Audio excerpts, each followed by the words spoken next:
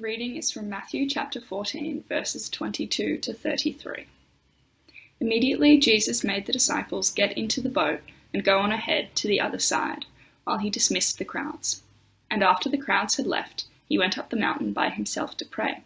When evening came, he was there alone. But by this time the boat, battered by the waves, was far from the land, for the wind was against them. Then early in the morning he came walking toward the boat on the sea. And when the disciples saw him walking on the water, they were terrified, saying, "It is a ghost," and they cried out in fear. But immediately Jesus spoke to them and said, "Take heart, it is I, do not be afraid." Peter answered him, "Lord, if it is you, command me to come to you on the water." Jesus said, "Come." So Peter got out of the boat, started walking on the water, and came toward Jesus. But when he noticed the strong wind, he became frightened, and beginning to sink, he cried out, "Lord, save me." Jesus immediately reached out his hand and caught him, saying to him, "Peter, you of little faith, why do you doubt?" Then they both got into the boat, the wind ceased, and those in the boat worshipped him, saying, "Truly, you are the Son of God."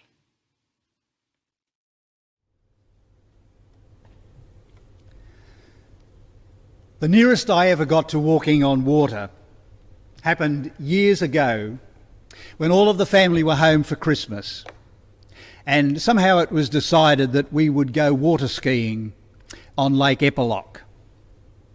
And I remember that my little nephews, who were all expert on one ski, shamed me into getting out there and having a go.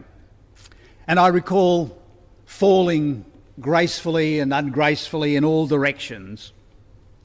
But I persevered, and by the end of the day, I could stand up and ski and cross the wash. But Matthew's story of Jesus walking on the water is a brilliantly written story that operates at two different levels. On one hand, it's written as a theophany, a revelation of the divine, a story that seeks to reveal Jesus as the Son of God. Earlier in the Gospel, after the stilling of the storm, the disciples said, "Who is this?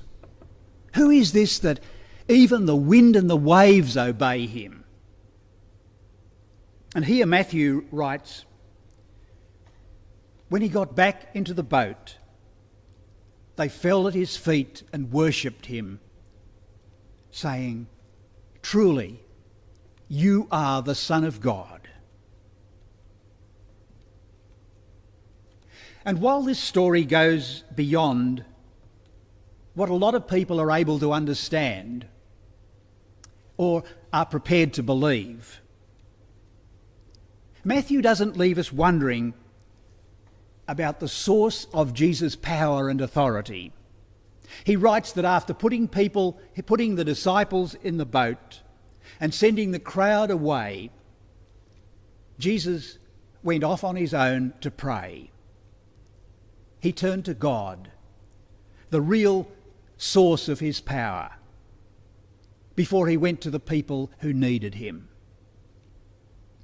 And so while at one level this is a story about Jesus' power and authority, about who he really is, we notice that Matthew, of all the gospel writers, that Matthew adds a story within the story, a story of Peter's faith and his attempt to walk to Jesus on the waters of Galilee. And Matthew uses this added story to write to his church about the struggle for faith amid the storms of life.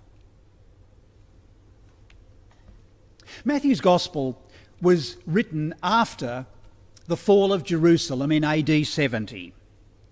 And so his church was living in very stormy times.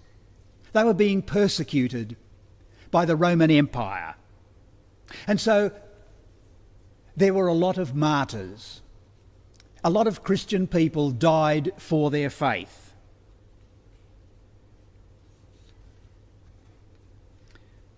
And Matthew uses this story to encourage his readers to remember how during his life and ministry Jesus walked with them through some very difficult times. And now they can still trust him to be with them and to support them in all of the storms of life that they are experiencing. In the biblical text, Matthew said, at Jesus' command, his disciples launched out into the deep and they were heading for the other side, and they were being battered by the waves and struggling against the wind, when in the dim morning light, Jesus came to them walking on the water. And as they saw him coming, they were afraid, thinking that they were seeing a ghost. But Jesus called out to them something like, "It's only me, don't be afraid." But actually, it was more than that. It was much more.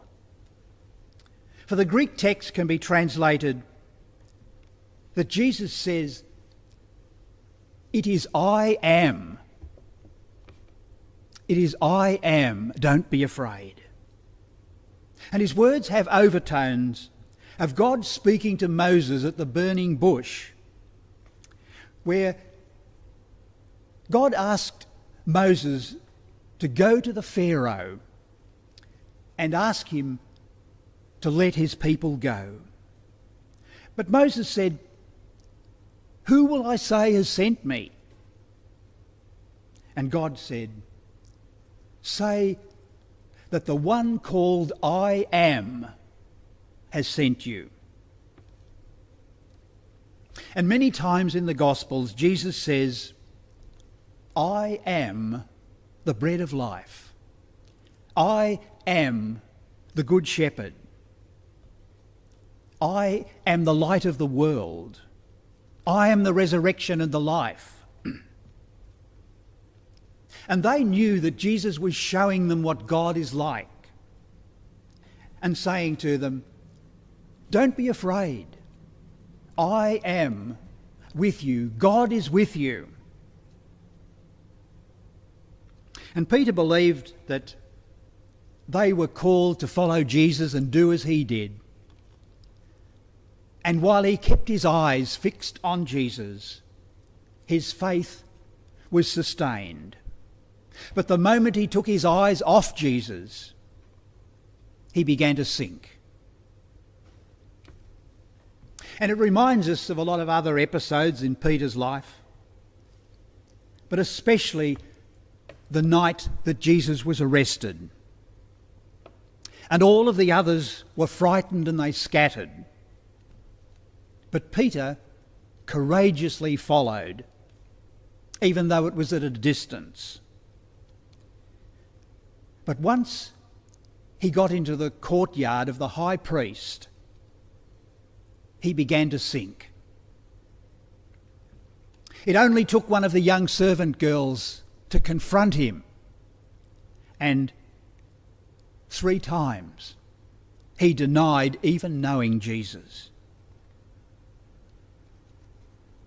And when Peter began to sink into the waters of Galilee, under the weight of his doubts, all he could do was to say, "Lord, save me." And that was enough. Jesus reached out and helped him back onto the boat. And the disciples said to Jesus, "Truly, you are the Son of God." Now, people have often questioned whether Peter could have even managed a few faltering steps on the water. And I recall a few years back when we were at Eltham, the youth group were making a video that they called Finding the Saints of Eltham. And the first thing they did was to give the minister the walking on water test. And I've got to say, I didn't do very well.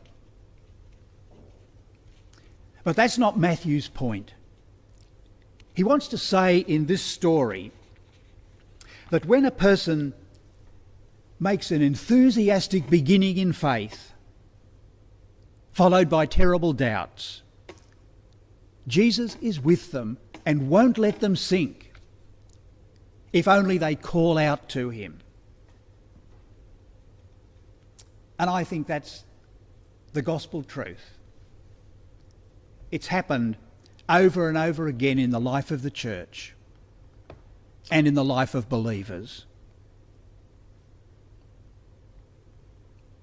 And after Peter's miserable performance in the courtyard of the high priest, we might expect that he'd never be heard of again.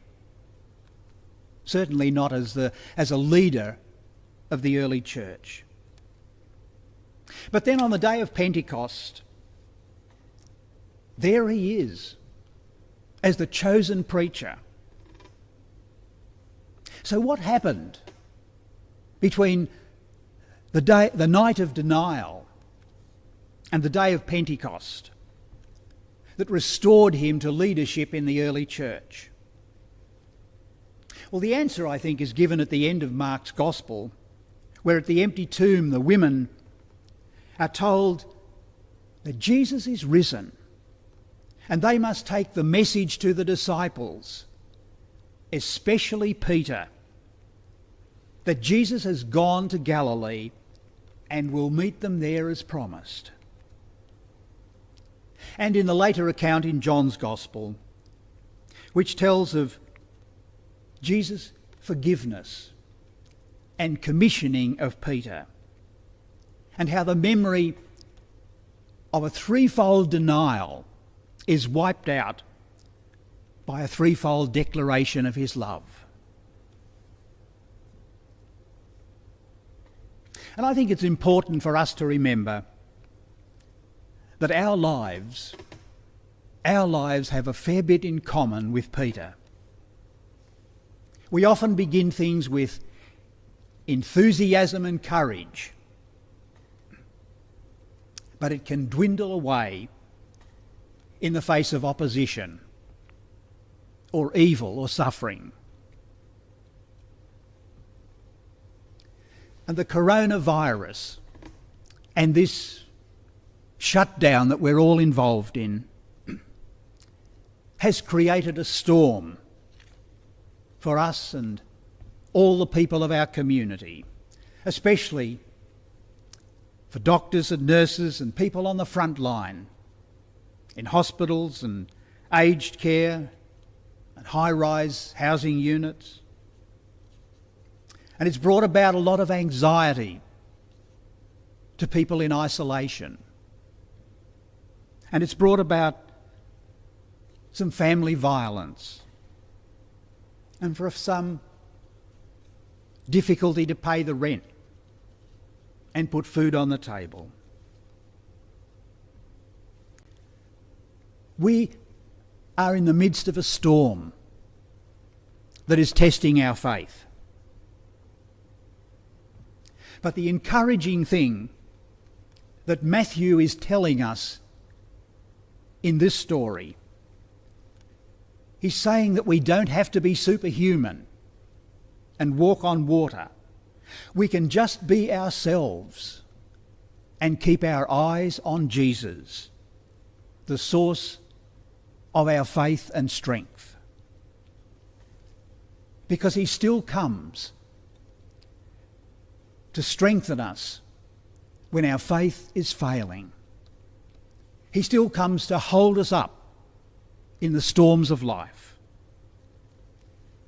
and to enable us to face things and do things that we thought we could never do. The Christ of history can still be, for us, today the Christ of experience, who still comes to meet us along the way and to strengthen us in all the tasks to which we are called.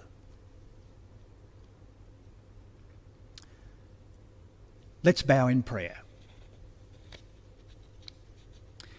Loving God, we thank you that we know that you are always with us.